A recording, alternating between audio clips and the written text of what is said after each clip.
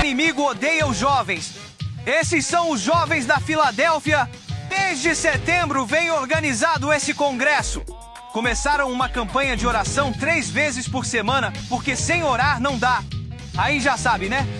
Lá foram eles organizar o congresso. Faz cartaz, liga pra um, chama outro. Mas no fim o senhor já sabia quem era pra vir. Eles tentaram de tudo. Fizeram cachorro quente na igreja. Fizeram quentinha. Até delivery eles fizeram. Nós ensaios dava 11 da noite e eles ainda lá. Isso são horas de chegar em casa, menina. Depois desse mês na correria, os jovens decidiram comer pastel.